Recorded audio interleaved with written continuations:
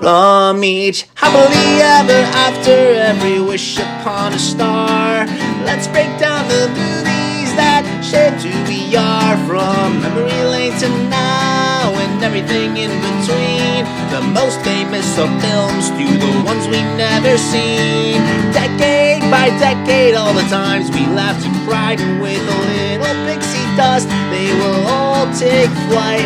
Reliving the feelings, and we're trying our very best. And if they mean the same to you, please be our guest. So hop aboard, we would love to have you as we hang with a certain mouth, the whole gang too. If you love nostalgia stuff, we hope this does the trick. Thanks for joining us as we deep dive the magic. Hi, and welcome back to the Deep Diving the Magic podcast. I'm KJ. And I'm Jeffrey. And we are back today with the 33rd Disney feature-length film from December 20th, 1956. It is a live-action film called Western Ho the Wagons. Like we said, Western Ho the Wagons is a live-action travel down the Oregon Trail. That's this game sitting right here in this picture. It is the return of our friend Fess Parker for his fourth film and third different character. This film is not on Disney Plus, and it is. But you can find it on Prime Video to rent. It's true, and it's based on a novel. It's based on the novel "Children of the Covered Wagon" by Mary Jane Carr. Mm-hmm. Would you like to start off with maybe a synopsis or some early thoughts? Yep. So the adventures of a group of pioneers as their wagon train crosses the West. That's pretty much that. Yeah. So this was Walt Disney's first Western feature. I guess is what it was trivia to it. I guess there's some that are more West. I don't know. I don't really consider some of the other ones Westerny compared to this one. This one was definitely Westward Ho. And then it was the 10th live action film produced by Disney. Yeah. It's amazing that's been 10 already. But we are, in the 30s now. It's interesting to see how he is definitely branching out and doing other things other than animation. So, are you ready to dive right in on our journey in our wagon? Sure. All right. So, it starts off with some music playing, and there's a colorful sky background during the credits that talks about it's in Technicolor. I did read that this was replayed on television in black and white, but the movie itself was in Technicolor. There were some words on the screen, and it says the ruts of the Oregon Trail were not cut by armies or adventurers, but the wagons carrying American families and all of their possessions westward bound with faith in God and the hope of a promised land. Which is a great way to lay out this film. Going into it, I had no idea that it was going to be like based on the Oregon Trail. No, but it makes sense for sure. Yeah. All right. So, we start off with the Westward Ho the Wagon song playing, and we see a long line of wagons traveling the vast fields. There's a Disney rainstorm in the distance, in the mountains. And then we meet a family who is stopping at Chimney Rock, and they say that they are almost there because that landmark is the end of the prairie, which we discussed a few weeks ago. They all have chores to do, but then come nightfall, it becomes a real hoedown of a dance party. They're all having a good time, and we meet one of the travelers who is nervous about being attacked by First Nation people. It must be in Fess Parker's contract at this point, just have that reoccurring theme, because all of his movies have that reoccurring theme in them. Wasn't the guy that was worried about that? Didn't he play a part in the last Davy Crockett film that we watched? Because I feel like it was the same guy. He's in the next film. He's in John Tremaine. Wasn't he in this one too? This is his first film, I think. Are you sure? I'm pretty sure. Like the sidekick? Yep. Because I thought he was a like on IMDb, it looked like his picture was familiar from the other one. I think Oh well. this is his first film. Anyway. So, then we meet a character named Doc, who is Fess Parker. Doc convinces the guy that he's just sick and he needs some music to feel better. And then they kind of argue over who's dancing with the ladies. Yeah, In a because kind he of a strange tries to scene. give him castor oil, and then he's like, "I don't need that. I've never taken it in my life. I'm not taking it now." And then he basically gave in to the doctor and went and started dancing with And then people. they all fight over who's dancing with what lady. Yeah, and he ended up dancing with the old lady. So then the kids ask Doc for a story, and they bring him his guitar, and he tells like a story song about Mountain Man, the Mountain Man about John Coulter, A real mountain man. real Mountain Man John Coulter.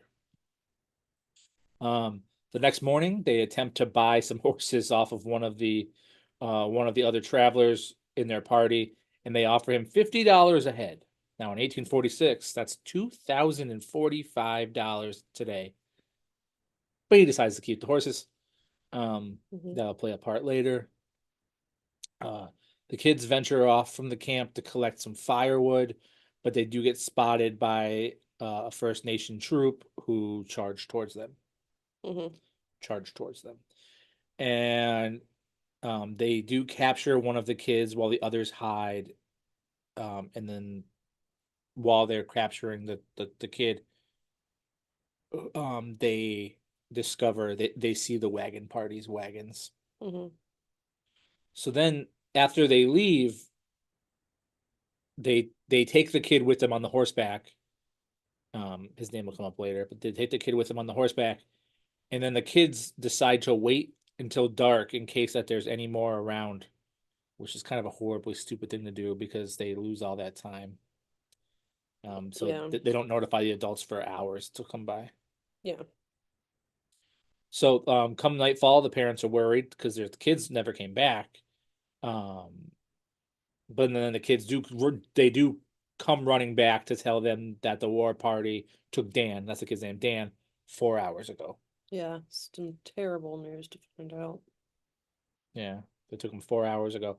But they do decide that they have to wait until daylight to be able to see the tracks. Yeah, Doc tells them that they should wait because they don't want to like mess up any tracks if there are any tracks. Yeah.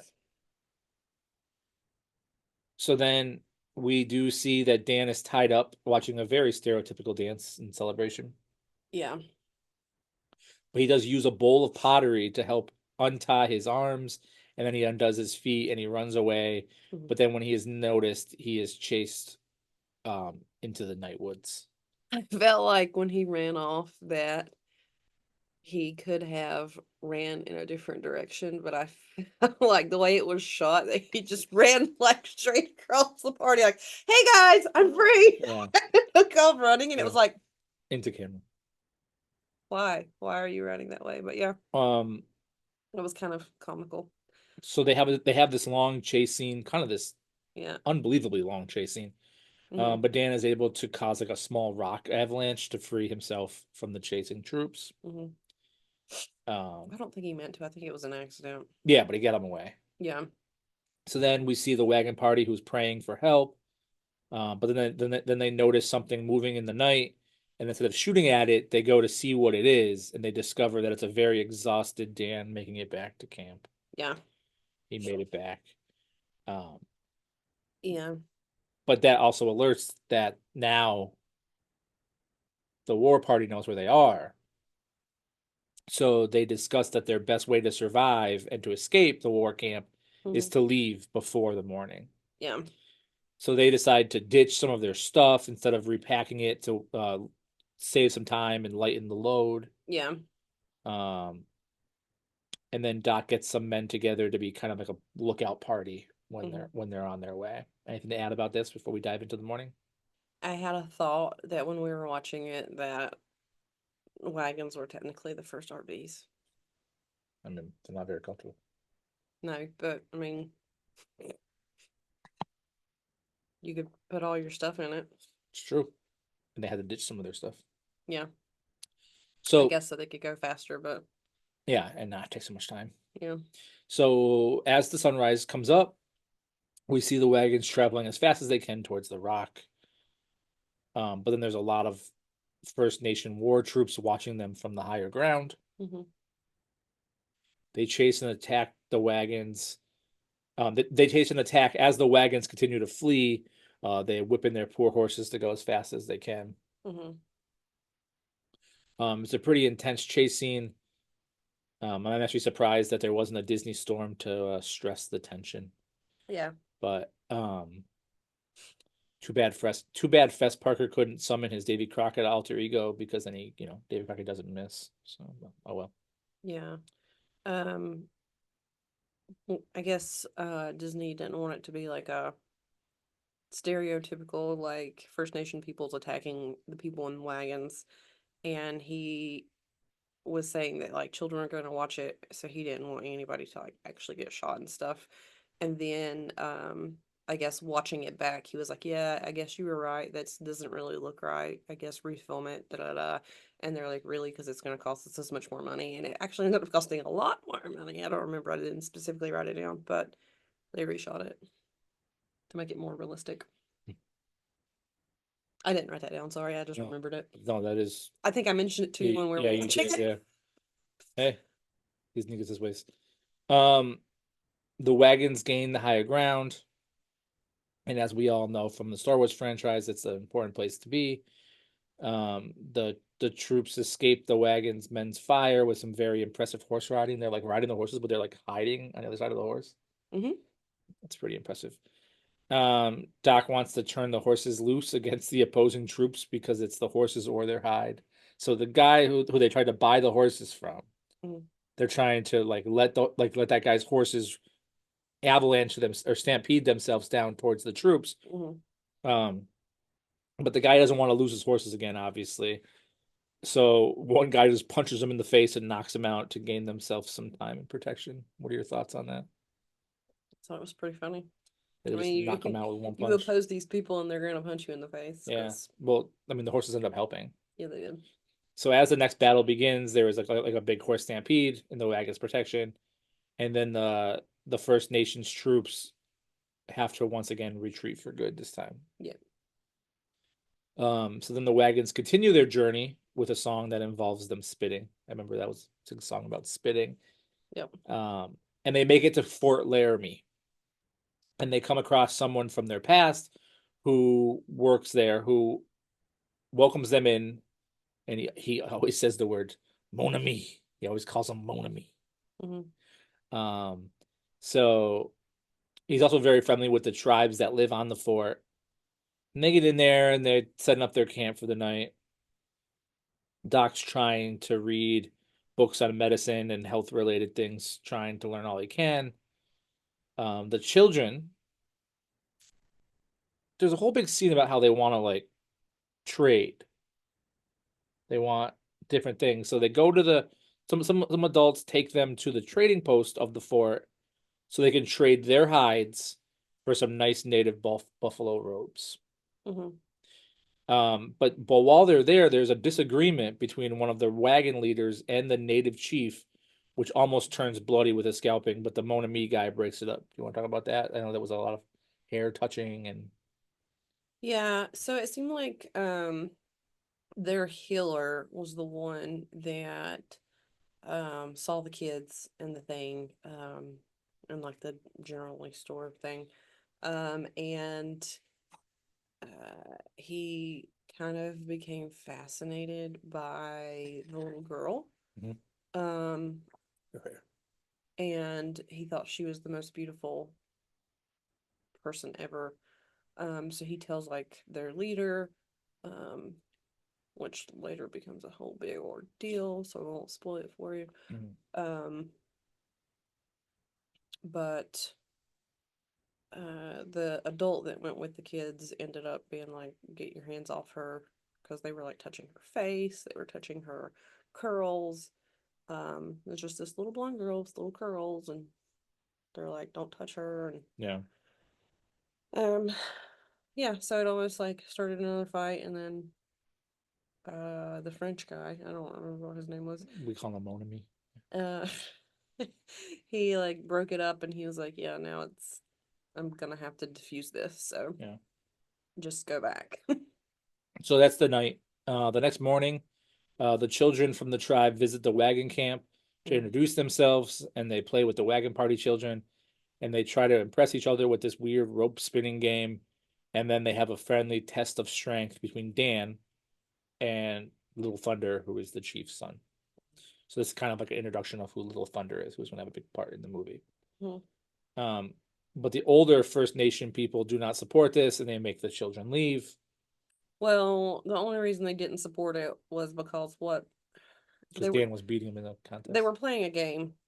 Like a test of strength type deal. Yeah, and Little Thunder won twice in a row, and then Dan was like, "Let's try that one more time," and he finally gets him. And of course, that's when the people of his tribe see, and they're like, "No, you're not going to do this," because obviously, I guess they're like, "You're our future leader. You're making us look bad." Yeah.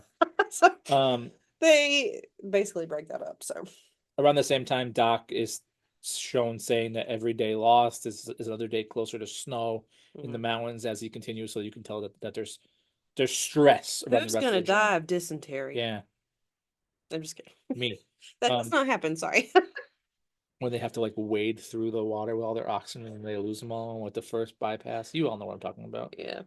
Holy Trinity classes. Did you notice like when they were like setting up their camp outside of like the fort? I don't know if you wrote it down, but there was a lot of inappropriate smiling. Like to the point where I started feeling uncomfortable, and it's like they were smiling. It was like, "Oh, you almost got shot." So it actually started like when they were getting attacked the first time, and there's like behind rocks, and it's like you and I are behind the same rock together shooting at the people attacking us, and I almost get shot, and I smile because I didn't get shot, I guess. And then you almost get shot, and then you look at me and you smile, and it's like, Well, it's because what is going they got their on? 5 minutes on the camera that they have to stick their landing.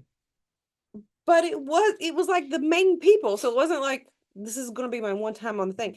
And then later when they're setting up camp, it was like they were trying to like specifically at one point a kid was like trying to hammer in a stake and he misses and he just starts smiling like I messed this up. I don't know. Just like this is weird. Like why are they like inappropriately smiling?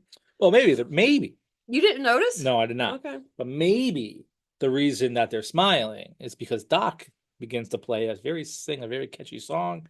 It's about love, and then Laura joins in a very romantic duo scene, kind of establishing more who Laura is. But then the wagon leader men see the chief's men coming to their camp, and right before Doc and Laura can kiss, they also notice the visitors. Then they all sit on the ground, and they light up and pass around a giant peace pipe, because how stereotypical can we be in the 50s? So they do that. They peace pipe it. The Mona Me guy comes to translate, and we learn that the chief wants to make a trade. Nice guy. Wants to make a trade. He trusts you. I want to make a trade with you. He wants to trade his best hunting horses. Nice. The sacred buffalo skin to protect them. Which is a white buffalo skin. It's true. So I'm assuming that albinism. And buffaloes? They're in all animals. Yeah. And I'm assuming that maybe that's why they considered it sacred, because I mean it's super rare. So they got the best hunting horses, sacred buffalo skin, and a whistle to let all future chiefs know that they're friends. That's a lot. Nice guy. For a very small fee. A very small fee of Lord Thompson's daughter, because the gods of... It wasn't her daughter, it was her sister. Well, they refer to her like multiple times as like the sister and the mother, so it could be... So their parents died. Okay. And that's why she said, I'm the mother and the father. So Fess Parker's going after this young girl? Well, the brother is in between them. Oh. So I don't know how old Fess Parker was supposed to be in this movie, but I'm assuming maybe their parents died on the Oregon Trail. maybe they got dysentery. And she's the oldest sibling, so she was given the parental responsibilities. Okay, so I'm sorry, it's the sister. Sometimes they Yeah. refer to her as the daughter, sometimes they refer to her as sister. But for the small price of the girl with the hair from earlier, because the gods of the stars said that she will bring them good luck and raise her like a princess, and they will raise her like a princess until she is of age to marry A little Pawnee Thunder. princess. Yep. Because it was the Pawnee tribe. Like Parks and Rec. Like Parks and Rec. And they're gonna raise her like a princess until she's of age to marry little Thunder, who is the son. So I got to thinking about that and Okay. how they were trying to trade the sacred buffalo skin and it being albino and them like fawning over her hair because she was blonde. Mhm. And do you think that's why they thought she was sacred? Maybe. But it's the small little cost of this child. I hate to say it, but I would have been like, okay. I mean, they're gonna take care of her. I mean, to be fair, She was gonna be a a princess. Pawnee princess. Oh, Yeah. okay. Can I stay too? 200 years later, there'll be cell phones for you to talk to that person. That'll be fine. So they begin to say no, but then the Monami translator guy says that if they say no, then the chief will turn all the other chiefs against them and the rest of their journey, and they will not survive. Yeah. So the chief says Laura can't speak for the girl because she isn't the father, and even though there is no father, she's just a woman, which is awful. So then she calls him a pompous savage. Good for And her. she said, I'm the mother and the father. So she says no, and that Feminism at its best. and that the chief, hey, we're getting there, The and mother and that the the father. chief should trade his own son, and they will not part with the child. So the chief and his men leave very unhappy. So that peace pipe didn't work, and then the next morning, completely different scene. The next morning, the tribe's kids are playing a game on their horses, and the chief's son, Little Thunder, falls and becomes very hurt. Because clearly he hasn't watched Song of the South or The Littlest Outlaw, because we all know that riding animals is not safe. So he becomes hurt. Not safe at all. So then the chief people begin to pray over the badly injured son, Mhm. and it's very stressful. And then Doc decides that he has to try to help the boy because his name is Doc. He doesn't have any knowledge of this, but I actually assumed that he was the doctor I mean, he did because the his book. first, I don't think his first name was No, it's John. I think Doc, and I think they called him Doc because he was their doctor. Yeah, well, I don't know. So he decides that he has to help the boy, even though the rest of the wagon leaders think that they will kill him, and it's too late. They convince the chief and his wife and the wise men to give Doc a chance to help the boy, but the wagon leaders are afraid that if the boy dies, they're gonna blame the Doc. Mhm.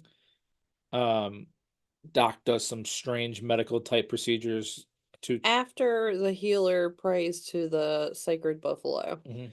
and the guy that translates for them explained that if he's doing the prayer to the buffalo, he's done everything he can do, and if you'd think something's gonna happen, like the boy's probably gonna die, Yeah. because he's tried everything if he's praying to the buffalo. So they let Doc try it. He does some strange medical procedures to some tense music while everyone is very intently watching. Yeah, he was actually going to cut Little Well, Thunder. not yet. Next. Oh, but Laura goes with him. Yeah. Laura does go with him. Yeah. The mother and the father goes with him. He discovers that he has a broken clavicle, which I can attest to sucks. Collarbone. It's the same exact thing. Clavicle is a collarbone. Pretty sure the clavicle was in the back. Look it up. Okay, whatever. Look it up. Go ahead. I want to be right here. I broke mine. It's the clavicle. Collarbone Okay, is the same well, thing. go ahead. So he has a broken clavicle, which I can attest to sucks. But in this case, it's blocking and imposing his breathing. It's like blocking his breathing. I thought it was doing something to the blood flow and causing swelling. Which in the is caught like he's swelling here because his clavicle's here, and it's causing him to I swell. thought they were talking about something with his head. Nope. And that he wasn't getting blood flow to his head because I was like, Nope, he couldn't. that makes no He sense. couldn't breathe because his clavicle was broken. Well, I knew that made sense, but I was like, that's Yep. blood swelling in So your it's head. so it's blocking his breathing. So he wants to, as you said, he wants to cut to relieve the pressure, but the chief won't let him cut his son. So Doc gives his knife, A huge knife. yeah, a very big knife to the chief to stab him if he messes up. So I mean that's some trust right there. And then Doc miraculously is able to free his breathing, and Little Thunder wakes up, and the intense music becomes much more happy. Yeah. Chief gives him back his knife, and then the other guy says, "How's it feel to be a mighty important man instead of a mighty dead man?" Yeah. Anything else to add on that stressful thing, or? So the next scene, the wagon party is ready to continue the journey, but the chief and his men come up to catch up with them on horseback. Are you verifying that's what a clavicle is? No. That was right. Yes, you were. I broke mine. So never mind. Yes, you're correct. I was thinking scapula. yeah, I was gonna say I broke mine, and there's an Alkaline Trio song about it. So, but if you have problems with your head, I'm the person to talk to, not your bones. Yeah, there's an Alkaline Trio song about Talk it too. Cecily. So the next scene, the wagon party is ready to, like I said, is ready to continue the journey, but the chief and his men come up to them before they can leave. He gives them the sacred skin from earlier and the whistle, notifying others as his friend. And the chief's men also take the place up front to lead the wagons to finish their journey safely. So then, since he doesn't have to be up front anymore, Doc decides to join Laura and her coach. And then the Westward Ho, the wagon song plays again as the journey is continued. And that's our film. Anything else that you wanted to add? Do you say Oregon? Or do you say it like you say it? I mean, I said it correctly. No. This is the Oregon Trail. Okay. It's the Oregon Trail. I played this game I just want you to know that Fess in this movie at the beginning called it one thing, and then not many scenes later called it another. Like he pronounced it like the way you said it, and then he pronounced it the way I say it, and I was like, how does one say this? Buddy, you're saying it both ways. But I've always said Oregon. So I don't know. I mean, leave us a comment. Tell us how you say it. Deep dive in the magic pod at gmail.com. Yeah. So that's the film. Anything else that you wanted to add, or did you have like a rating or any of that fun stuff? Oh, at the end when they were taking off on the rest of their journey, I noticed that one of the wagons on the side of it said Oregon or bust. Oh, that was super funny. Anyway, IMDb rated this a 5.6 out of 10. Which I was kind of shocked because I mean, I rated it a 6 out of 10, so I didn't rate it much higher, but I feel like IMDb typically rates things 7 higher than us on most things, but I actually rated it higher than they did.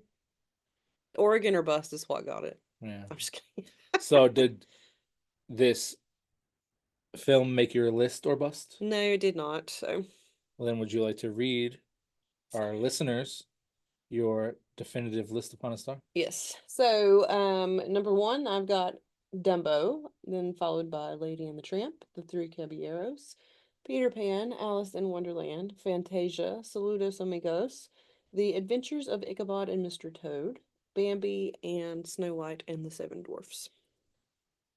So my list is also not changing.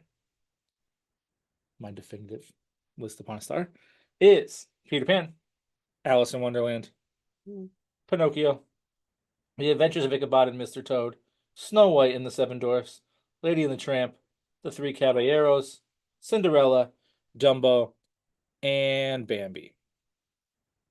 Now, I know that we are just starting our Oregon Trail journey here through these films.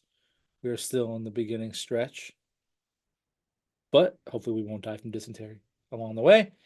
Or But cholera. oh, cholera or collarbone, clavicle. Not scapula, sorry. So the thank you for joining us on this journey. Yeah. We do have a lot more to go, and we're thankful to have you along with us. Again, we are on YouTube, Spotify, Instagram.